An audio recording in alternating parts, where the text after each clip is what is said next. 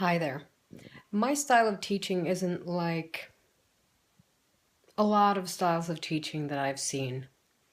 I try to work a lot with motivational aspects, such as motivational learning environments, regardless of if it's in real life or online, and they are all supposed to derive some sort of a whole. I tend to free myself up for supervision and for student feedback, which means that teaching will be conducted through flipped classroom, that is, teaching videos for the students to watch beforehand, or other forms of teaching that gives me time during sessions to actually engage with the students. There's a lot of student activation, which means that the students need to take responsibility for a lot of the work that they're doing, and I just monitor that, which means that the students know that I'm an active listener and that I do know if they have done their work or not. Fair assessment for me as a teacher is of utmost importance. My students know beforehand what the learning goal is and what they're supposed to do to achieve that. The super good students know when good enough is good enough, and the less performing students actually know that they cannot get away with stuff during my classes. I have quite a high standard of quality and also means of getting there without, just talking about it and then leaving it to its own devices. The students receive what I call the course Bible beforehand. They know what assignments are due for what date. We also have a bonus point system in place, which means that the students will receive bonus points as they complete their tasks. There will be a high number of examination points, which means that I do know if I give my students the correct grade or not. The students will receive written feedback on almost everything that they do, especially the examination parts, which will be summarized for them at the end. Course assessment will be carried out not the last time, but the times before that, or 2 times before that. The course assessment in itself will then be summarized, and all of the students will take part of that summary one of the following times.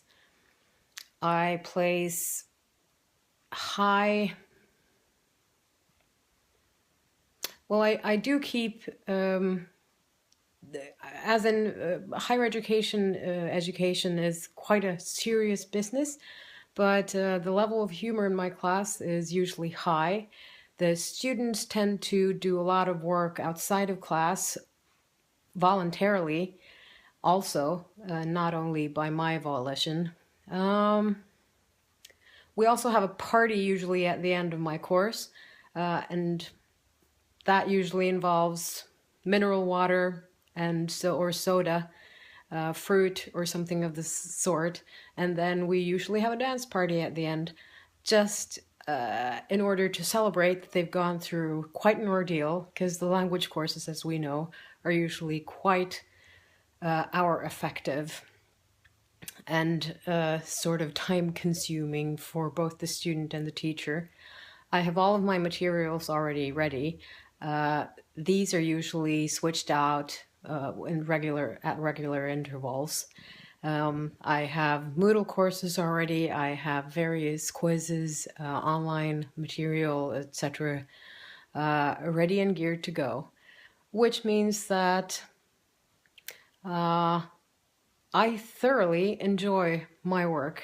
And the part of my work that I enjoy the most, actually, apart from the teaching and my teaching philosophy that anyone can learn, it just takes time. And you need to ask yourself whether or not you're willing to take the time to learn something.